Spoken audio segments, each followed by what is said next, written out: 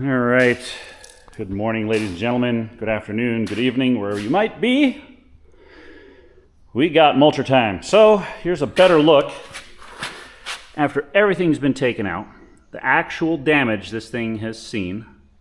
You guys can see demarcation lines like right here and right here. And I wonder what those are from. I don't know. So, and here is a replacement panel, the liner. But me and the boss man, my dad, many years experience, shout out, we've decided to not do a full replacement because there are so many integral parts into this whole thing. There are so many parts welded to this thing that are like, they're welded at a time in a sequence.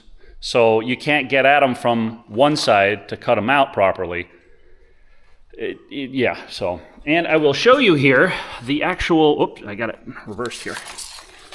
There we go. So, if you guys want to pause, I don't know when this thing will focus or when it's in the best view there, but that is all the weldments and sections and panels for this whole thing that are available.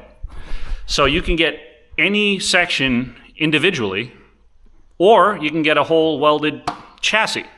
Of course, a chassis is going to be buku dollars. And just this panel, when I bought it, was $250-ish, 250 bucks. So, you know, not too shabby. That's why I opted to go this route. So the other things that you guys can see, let's move this to the side here and inspect. All right. You guys can see I was starting to wear down the seam here. You can already see the seam separating from the metal plates. So that's good and bad for the repair. Oops, sorry, let's focus here. And then there's obviously the holes. And you guys can hear it's paper thin. And then there's another section here that just totally went through. And you can see the back lip was fine up until pretty much here. And then it just died.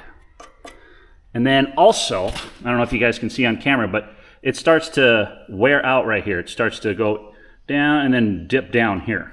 Just a little bit, maybe more than a 1/16, less than an 1/8.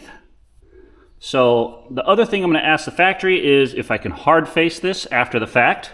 Also this, where all the wear points are. I'm gonna see if I can trace these on the other side. And then where these guys are, where I'm not replacing this, and I'll show you where my cut line is on the other side. So I'm gonna see if I can just put some hard facing in these lines right here and just beef this up because I don't want to replace this right away. This, it'll be cut somewhere around this area. I'll use my plasma cutter to cut it out. So let me flip this thing over and we'll be back. Okay, so I have this flipped over. As you guys can see, it wants to flip that way. I have a little jack supporting it. But this frame, when it's all empty like this, it's easy enough to flip over by hand. So that's, you know, a positive. All right, so as you guys can see, let me see if I can use my laser pointer for things. All right, can you guys see the laser pointer? All right, that's good. So I'm gonna cut it out. Actually, let's not use the laser pointer. I'm gonna cut it out right here, and here, and here. Get that section out, and then see, this is the demarcation line I'm gonna use because everything else here is welded to this liner. And then this is a double liner. You guys can see the welds here, line to that. I don't even know underneath here how it's welded together. But here, you can see that there's a couple of demarcations. There's this piece right here, then there's another piece underneath, and then the liner's welded to that. So that's what I'm gonna do. So I'm gonna cut here, as I said before, and then see where that demarcation is and go all the way through underneath. So, all that's left to do is to do it. Want to do it? I don't want to do it, but I have to do it. Let's do it. All right, so I'm using my good old school Hypertherm PowerMax 45. It's more than capable of cutting this stuff out. Got it grounded. Now I'm going to be cutting it out. All right.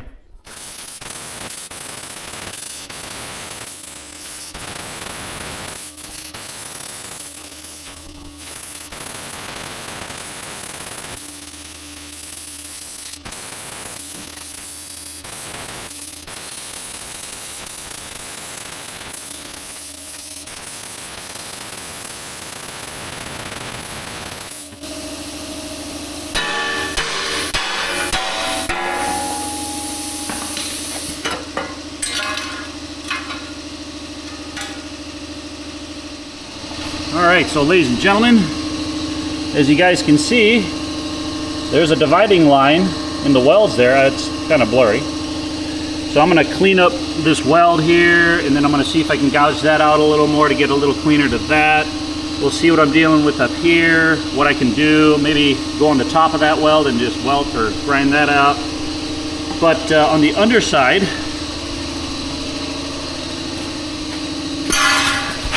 now you guys can see how far over I'm going to go and how little damage there is over there.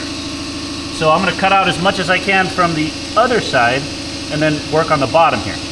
All right, ladies and gentlemen, as you guys can see, I have white marks on where I want to have the whole thing cut out.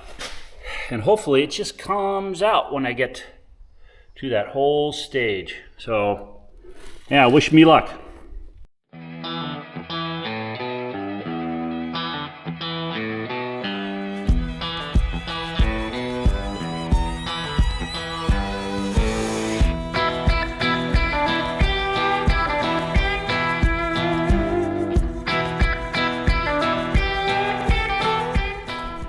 All right, ladies and gentlemen, you see what we have here?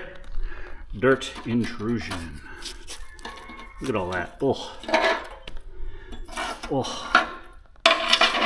Oh. All right, and up here too.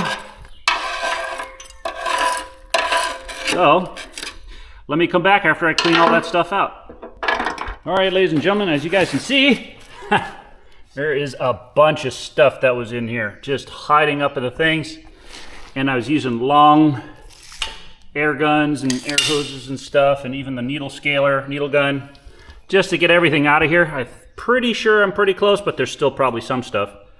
I'm pretty sure I'm gonna paint that in there before I close it up. Just, you know, reasons. But yeah, I'm gonna clean this up and then inspect some more. All right, ladies and gentlemen, so looks like we got it all cleaned up over here as best as I can. I'm not going to spend 10,000 minutes to get everything down perfect, but that's pretty close. So from the distance from here to here is about 15. So what I'm going to do is I'm going to cut that guy at 15, check 3 times, cut 5. So yeah, so we're going to check it all out, make sure we do everything right, and then patch it in.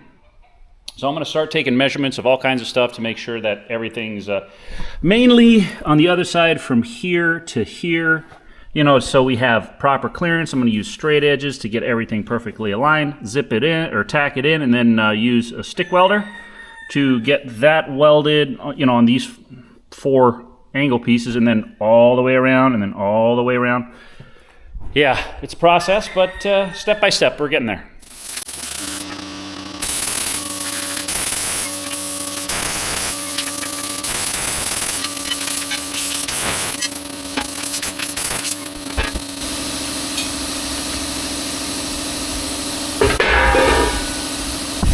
All right, ladies and gentlemen, after laborious cutting and grinding and grinding and cutting, probably about 2 hours worth, you guys can see how it's just about in there. So this will come down a little bit more. I'll do that and then kind of go over and then clamp this down. It's a little bit out of tweak. So as you guys will see, I'll take this out. I will show you guys the inner structure here. So there's 4 places to weld. Here's 1, 2. I'll do that from the other side. I'll do this from the other side, and then this. So I cut that down. You guys can see the notch. I cut that down, and then I'll make it flush with this. I'll use best straight edge. I'll also measure from here to here, here to here to make sure it's all even, and then I'll go over and line it up with this part right here, because this is a structural piece, so I know this is kind of 100% in line. So I'll tack, and get it all where we need to, and then I can burn it in fully. We'll see if I treat this and how well I treat it. I mean, that's just surface rust. That's just dirty. Shouldn't hurt nothing. But yeah, so let me get to making sure it fits right. All right, ladies and gentlemen, so we are just about there. Let me put a foot in there. think we are just about there. Get some pushness. But yeah, so this is pretty flat. Also inside there, pretty good. And then let me, excuse me for the noise. But yeah, you guys can see inside the fit up is just about 100%. Don't worry about that gap, that'll be filled. But yeah, I think we're there. So time to burn it in.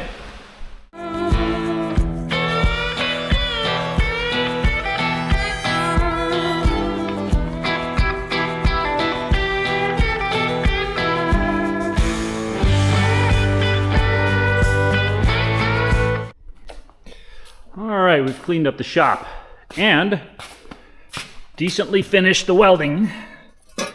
This is what came out. This is what we put in. So everything's welded. I cleaned up the welds, 60-11 for deep penetration all the way through. So, and then there's still some cleanup to do on the back side, you guys see. And then inside here, that's all welded back together. Once that's painted, you guys, I mean, you won't even see or know that it's been ever different. So there you go. There's still a little tab here I want to weld. I want to clean that up first. This is for the valve block. It holds the valve block. You can see the holes. So I want to redo that. That just came undone. I don't know if you guys can see. But yeah, so that is what I call a good, decent repair. I will still ask the engineers or whoever at Fecon if I can hard face. Also, this area right here needs to be hard faced because there's a lot of stuff that comes up and down. So you can see that it's still pretty thick, but it just gets thin in those areas. I don't know why. Somebody knows why it's just in certain areas that are equidistant to each other. Please tell me. There's another little storm coming. It's been a long day. That's why I am sweaty as heck. So, light. All right, that concludes this part of the Mulcher teardown, fixation, and rebuild. So please stay tuned for the next one. And yeah, we'll get this thing back up and running in no time. And please, yeah, like, comment, subscribe, and thanks for watching. Aloha.